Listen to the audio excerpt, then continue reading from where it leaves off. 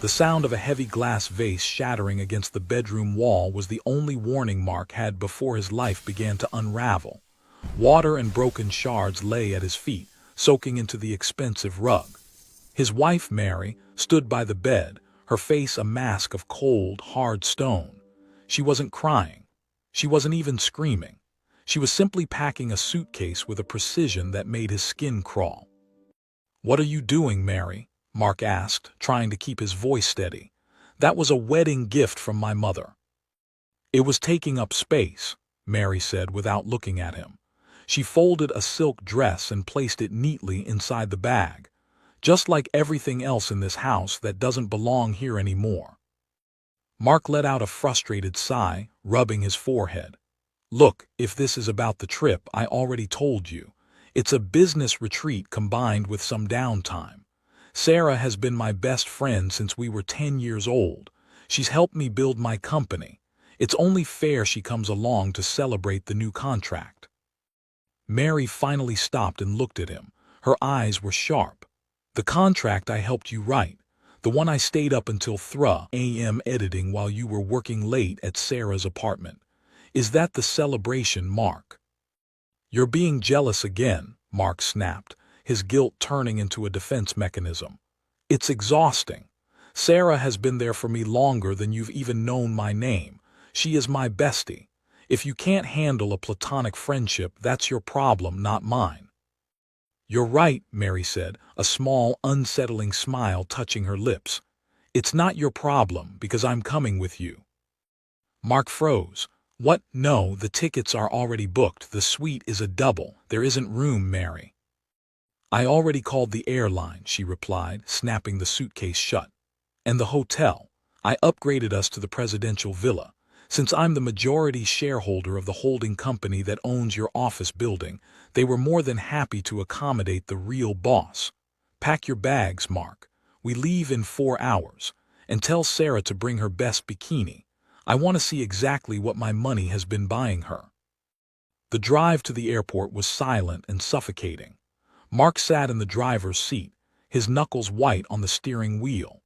Every time his phone buzzed with a text from Sarah, he felt Mary's gaze like a laser on the side of his head. "Is she asking where you are?" Mary asked casually, looking out the window at the passing trees. "She's just making sure we aren't late," Mark muttered. "Tell her we're right on time," Mary said. "Tell her I can't wait to spend some quality girl time with her." When they arrived at the terminal, Sarah was already there. She looked like she was heading to a fashion shoot rather than a flight. She wore a wide-brimmed hat and oversized sunglasses. When she saw Mark, her face lit up, but then she saw Mary walking behind him, pulling a heavy suitcase. The smile faltered for a split second before she plastered it back on. "Mary, what a surprise," Sarah chirped, reaching out as if to hug her. Mary stepped back, avoiding the contact. "Is it? I thought Mark told you. I decided I needed a break. After all, being the wife of a busy man is hard work. I wouldn't want you two to get lonely out there." Sarah laughed, a high, nervous sound. "Oh, never, the more the merrier, right, Mark?" Mark didn't answer. He checked their bags in with a grim expression. Throughout the flight, Mary sat between them. Mark tried to sleep, but he could feel the tension radiating from both women. Sarah kept leaning across Mary to whisper things to Mark, inside jokes from their childhood, mentions of people Mary didn't know, and reminders of that one time in college. "Remember the rainy night in the dorms, Mark?" Sarah whispered, her voice honey-sweet. "When we stayed up all night sharing that one blanket." "I remember," Mary interrupted, her voice loud enough for the passengers nearby to hear. "Mark told me about that. He said it was the night you cried because your boyfriend dumped you and he felt sorry for you. It's nice he's still taking care of you all these years later. Very charitable." Sarah's face turned bright red. She went silent for the rest of the 6-hour flight. They reached the resort on a Monday afternoon. The sun was hot, and the ocean was a brilliant blue, but the atmosphere inside their luxury villa was freezing. There were 3 bedrooms, but Sarah immediately tried to claim the one right next to Mark and Mary's master suite. I'll take this one, Sarah said, dropping her designer bag on the bed. It has the best view of the pool. Actually, Mary said, walking in and picking up Sarah's bag, that's the room for my personal assistant. She'll be arriving tomorrow to help me with some paperwork. You're in the guest wing at the far end of the villa. It's very private. You'll love it. Mark, Sarah looked at him, her bottom lip trembling slightly. Mark looked at Mary's cold eyes and then at Sarah's pouting face. It's fine, Sarah. It's a big villa. We're all here together. That evening, dinner was a disaster. They sat at a candle-lit table overlooking the beach. Mark tried to steer the conversation toward business, but Sarah kept steering it back to their memories. Mark, do you remember our first date? Sarah asked, sipping her wine. It wasn't a date, Sarah, Mark said quickly, glancing at Mary. Oh, come on. We went to that little Italian place and you bought me those lilies. You always knew lilies were my favorite. Mary smiled. That's funny. Mark told me he buys you lilies because they are the flowers of funerals. He said they remind him of how dead your social life would be if he didn't take you out once in a while. Sarah gasped, dropping her fork. Mark, did you really say that? Mark was trapped. If he'd done it, he would be calling his wife a liar to her face. If he stayed silent, he was insulting his bestie. He took a long drink of his water. Mary has a very unique sense of humor, Sarah. Don't take it personally. I don't, Sarah said, her voice dropping an octave. I know exactly where I stand with Mark. We have a bond that no one can break, not even a marriage certificate. Mary leaned forward, her eyes locking onto Sarah's.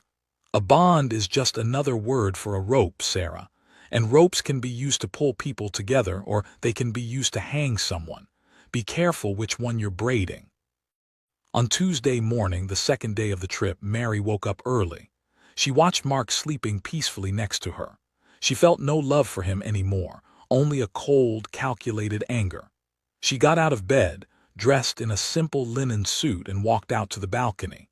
She saw Sarah down by the pool, already lounging in a bikini, waiting for Mark to wake up. Mary didn't go down to the pool. Instead, she sat at the desk in the villa's living area and opened her laptop. She spent 3 hours looking through bank statements, property titles, and corporate filings. She had been the one to manage the family's wealth for years.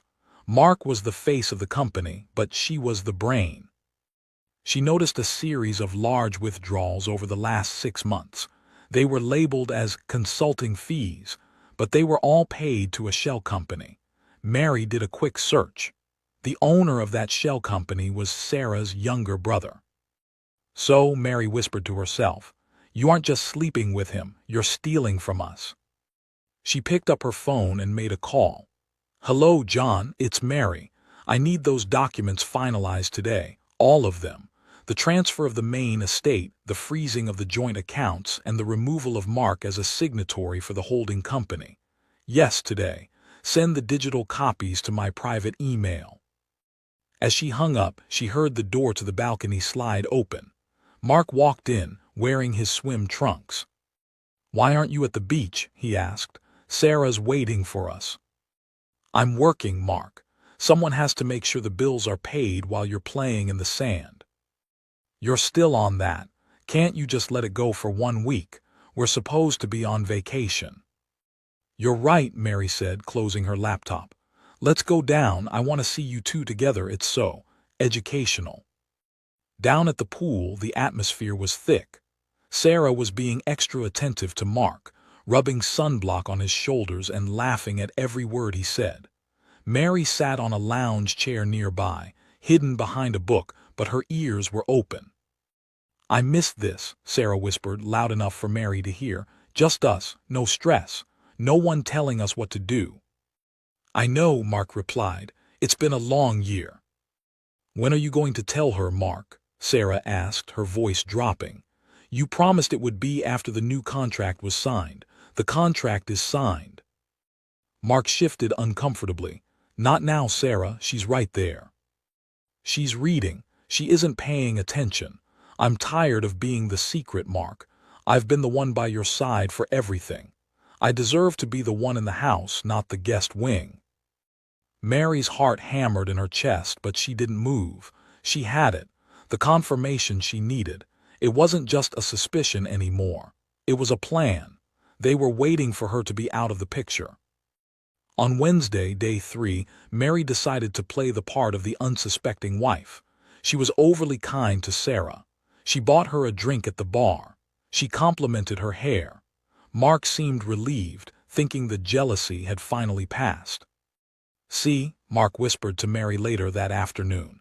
"I told you she's great once you get to know her." "She's fascinating, Mark," Mary agreed. "I've learned so much about her today." That night Mary waited until Mark was deeply asleep. She slipped out of bed and went to Sarah's room in the guest wing. The door was unlocked. She stepped inside and saw Sarah's phone charging on the nightstand. Mary reached for it, her heart racing. She didn't know the code. She stared at the screen. She tried Sarah's birthday. Error. She tried 0. Error. Then she thought about Mark. She thought about his arrogance. She guessed his birthday.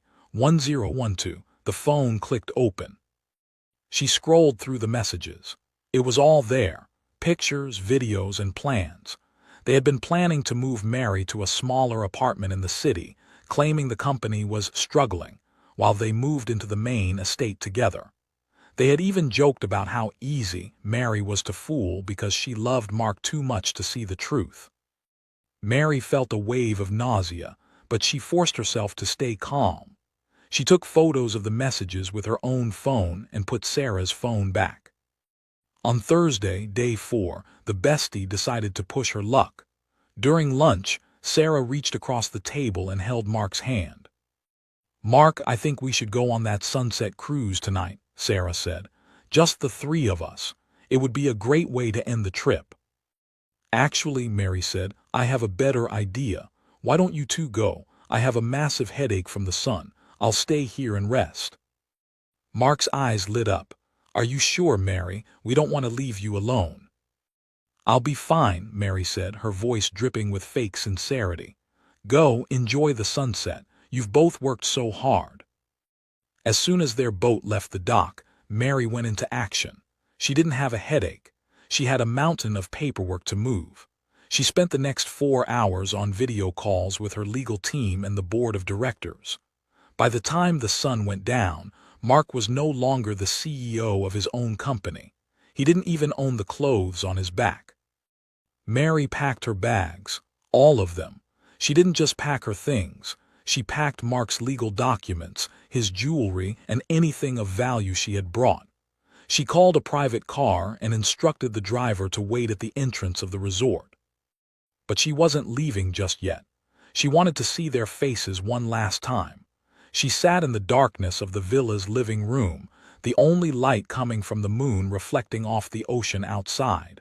She waited. When Mark and Sarah returned to the villa that night, laughing and smelling like salt water and wine, they found the lights off.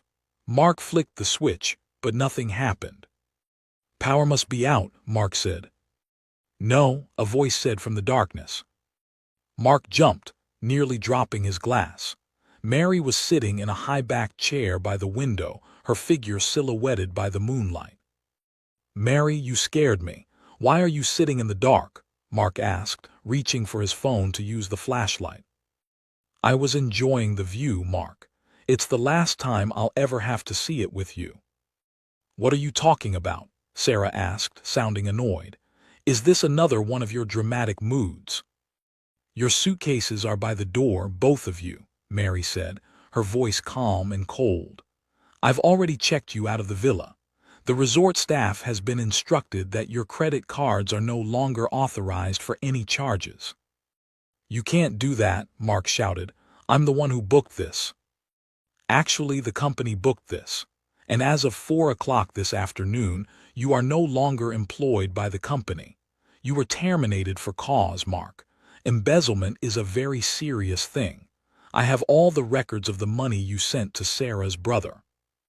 Mark's phone dropped from his hand, clattering on the floor. "Mary, wait, let's talk about this." "There's nothing to talk about. I've already filed for divorce. I've frozen all the joint accounts.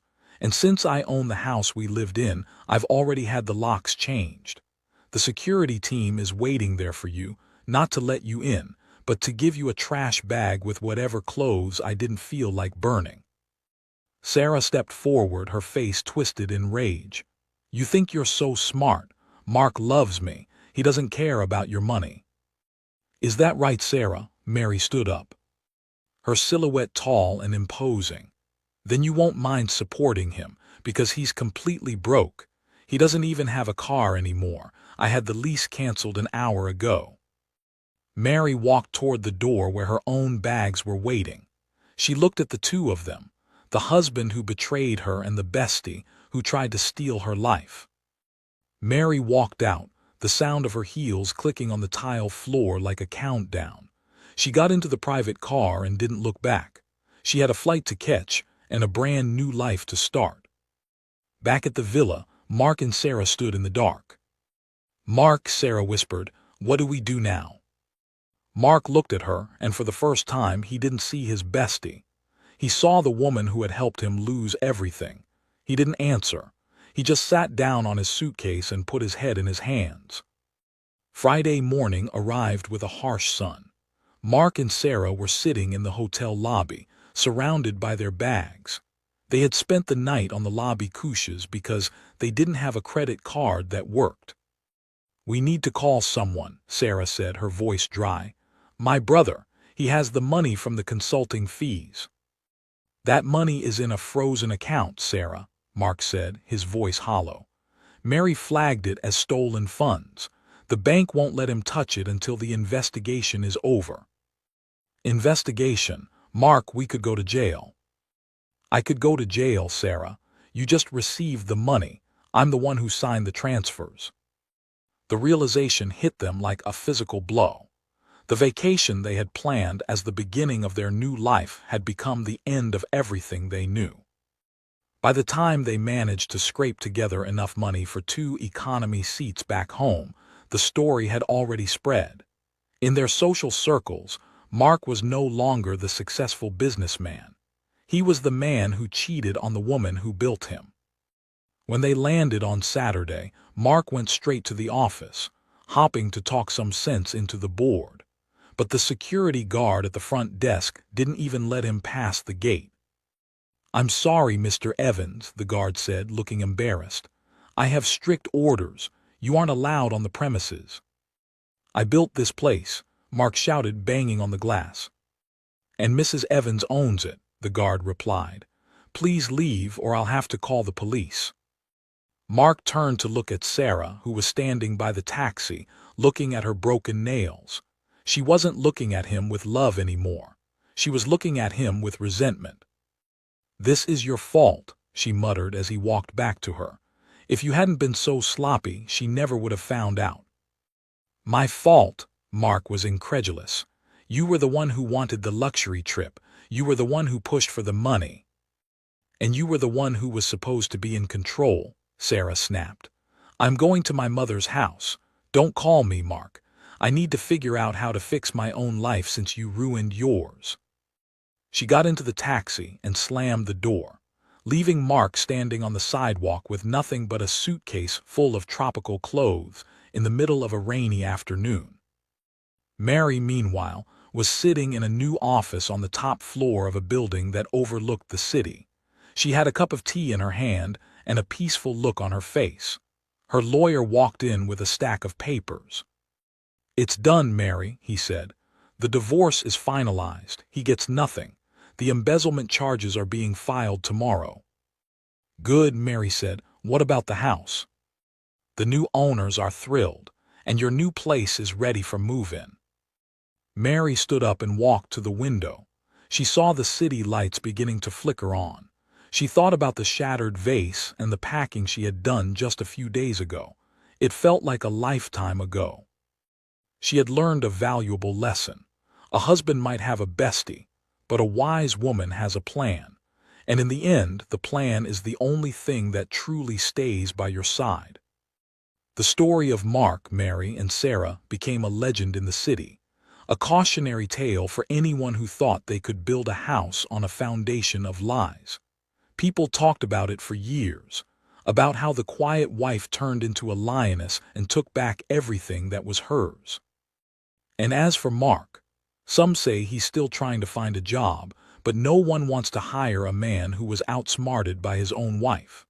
Sarah moved to another city, trying to find a new bestie to take care of her, but the reputation of the side chick bestie followed her wherever she went. Mary didn't care where they were. She was too busy building her own table, and this time there was only one chair at the head of it, and that was exactly how she liked it. On Sunday, the final day of the week that changed everything, Mary sat in her new garden. The air was fresh and the flowers were blooming. She didn't plant lilies. She planted roses, strong, beautiful, and full of thorns. She picked one and held it up to the sun, smiling. The battle was over and the victory was hers. The moral was simple: never mistake a woman's silence for weakness. Sometimes she is just waiting for the right moment to show you exactly how much she knows. And when that moment comes, there is nowhere left to hide. The sun set over the horizon, painting the sky in shades of orange and gold. It was a beautiful end to a long week. Mary closed her eyes and listened to the sounds of the birds in the trees. She was free, truly, finally free. And far away in a small, cramped apartment, Mark sat on the floor, eating a cold meal out of a tin. He looked at a photo of him and Sarah on the beach, and with a sudden burst of anger he tore it in half. But it didn't matter. The damage was done. The bestie was gone, the wife was gone, and Mark was left with the only thing he truly deserved: himself. The echoes of the broken vase seemed to ring in his ears, a constant reminder of the moment it all fell apart. He realized too late that he hadn't just lost a house or a company. He had lost his soul, and no amount of bestie vacations could ever buy that back. The night grew cold and the rain began to fall again. Mark pulled a thin blanket around his shoulders, the same kind of blanket he had once shared with Sarah in a dorm room. But this time, there was no one to share it with. There was only the sound of the rain and the crushing weight of his own choices. Mary, in her warm, quiet home, slept peacefully. She had no regrets. She had done what she had to do. She had protected herself, her future, and her dignity. And as the moon rose high in the sky, she dreamed of a life where she was the hero of her own story, not a character in someone else's lie. The story of the husband and his bestie was over, but the story of Mary was just beginning, and it was going to be a masterpiece.